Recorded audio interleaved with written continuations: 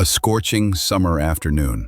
81-year-old Marcus Taylor was trying to park his car in a memorial parking lot. He was a Korean War veteran, a recipient of 3 Bronze Stars, and he now used a wheelchair. 3 young men were loitering in the handicap spot, the very spot Marcus had a legal permit to use. "Boys, could you please move? I need this space," Marcus requested politely. Tyler, who called himself a social media star, immediately switched on his phone camera. "Old man, mind your own business," he snapped. And before Marcus could say another word, Tyler slapped him hard across the face. Marcus fell weakly to the ground. "Check it out. This is gonna get mad views on TikTok," Tyler shouted to his followers. His 2 friends laughed, filming the whole thing from different angles. What these idiots didn't know was that 40 members of the Steel Riders Motorcycle Club were having their monthly meeting in the community center right next door. The club's president, a man named Bear, saw everything through the window.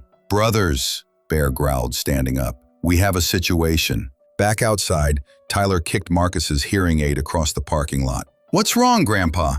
Can't hear me now?" he taunted. Marcus's hands were shaking and bleeding from the fall. "Please," he whispered, "I just needed—" "Nobody cares what you need, old man," Tyler interrupted, raising his hand to slap the veteran again. That's when the doors of the community center burst open. 40 bikers walked out, not running, but moving in a tight, disciplined formation. The thunder of their boots on the asphalt made everyone in the parking lot turn around. Bear's voice cut through the silence like thunder. "Son, you just signed your own death warrant." Tyler finally realized he was surrounded by 40 very angry bikers.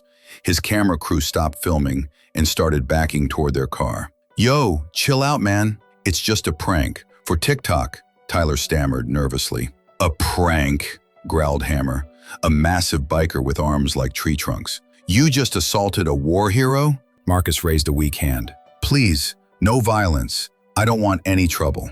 But the bikers weren't listening to Marcus anymore. They were focused on Tyler like a pack of wolves eyeing their prey. "Delete the video," Bear commanded. "No way," Tyler protested. "This is content. You old dudes don't understand social media." Another biker, Hawk, pulled out his phone. "Tyler Brooks, 3.2 million followers, known for controversial pranks." He kept reading. "Previous videos include pushing a homeless man into traffic and destroying a kid's birthday cake. Those got millions of views," Tyler bragged. "This one's gonna get you millions of problems," promised a biker named Jax, cracking his knuckles. Tyler tried to run. He made it exactly 3 steps before Hammer clotheslined him, sending him crashing to the ground. "Scream! My camera!" Tyler screamed. "That's a $10,000 camera." "Now it's $10,000 worth of trash," Bear said, crushing the equipment under his heavy boot. Tyler frantically pulled out his phone. "I'm calling the cops. This is assault." "Go ahead," Bear said calmly. "Explain to them how you assaulted an 81-year-old disabled veteran."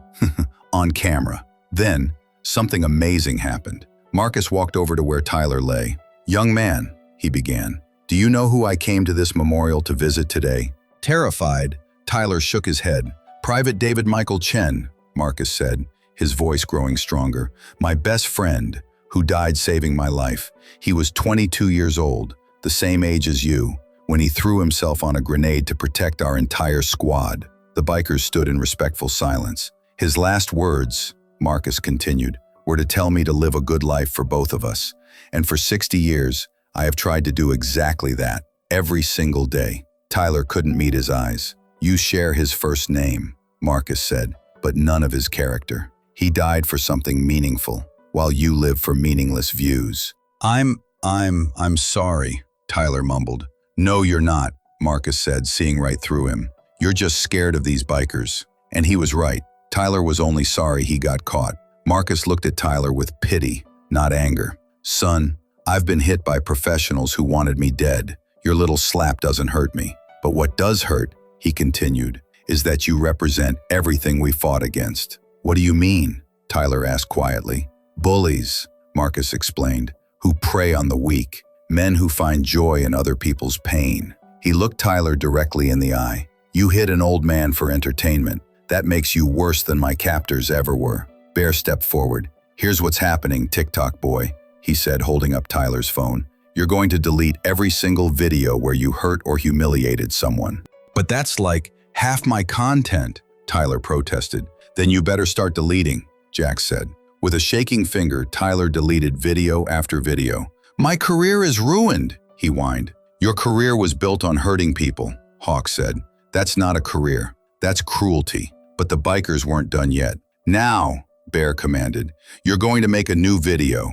You will apologize to Marcus and to every single person you've ever pranked. No way, Tyler refused. Hammer lifted Tyler off the ground with one hand. Want to reconsider?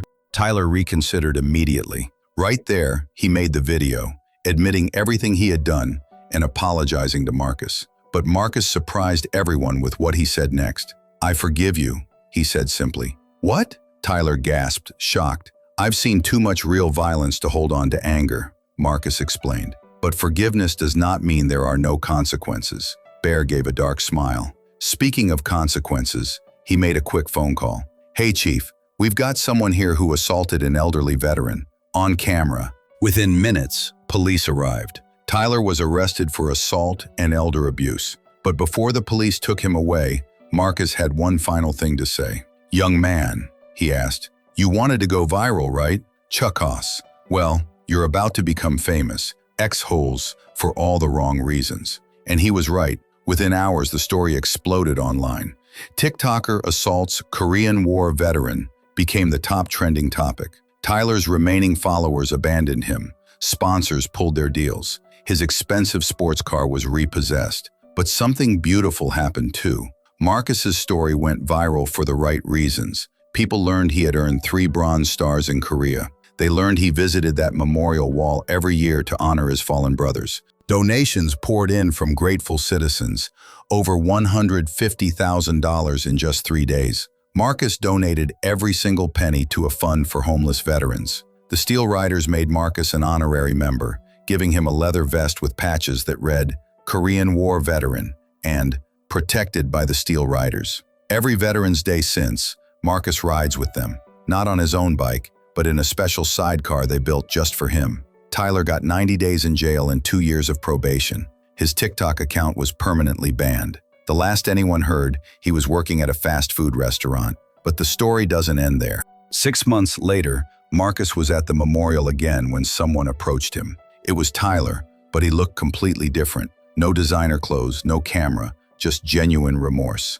Mr. Taylor, he said quietly, I wanted to apologize again. Properly, this time. Marcus studied him carefully. Why now?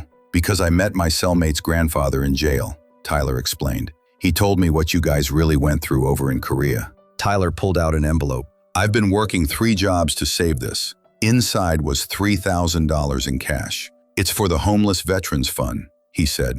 It's not much, but it's a start. Marcus's eyes glistened with tears. This is more valuable than you know. Why? Tyler asked. Because it shows growth, Marcus said. My friend David Chen would approve of this. Tyler broke down crying. For the first time in his life, he truly understood the weight of the name he shared. Can you tell me about him? Tyler asked. The other David?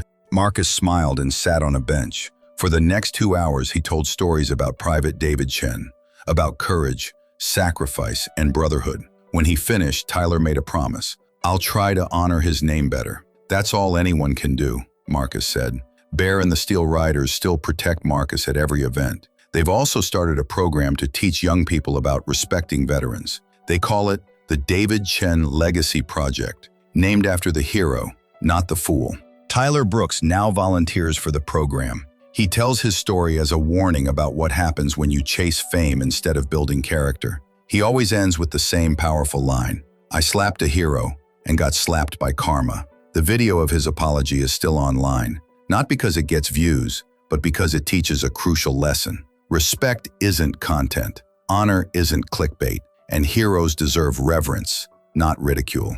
Marcus Taylor is 84 now. His hands shake more, and his walk is slower. But when he stands at that memorial wall, 40 bikers stand right beside him. Because they know, and Tyler learned the hard way, that you don't mess with veterans. You don't mock sacrifice, and you definitely, under any circumstances, do not slap an old soldier in front of his brothers. The Brotherhood doesn't forget. They don't forgive easily. But when they do, it changes lives forever. And so, the story lives on. A reminder that redemption is possible, and that sometimes the toughest exteriors hide the most compassionate hearts. The Steel Riders continue their mission, not just on the open road, but in their communities. They stand as guardians for those who once guarded the nation. Tyler, now a changed man, spends his weekends not chasing clout, but cleaning up local parks with other volunteers from the Legacy Project. He found something more valuable than fame: purpose. And Marcus? He sits on his porch most evenings,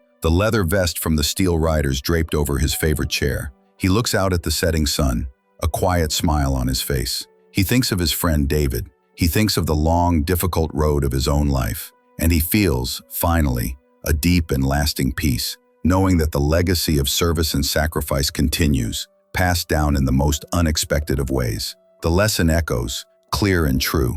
You don't mess with veterans. You don't mock sacrifice.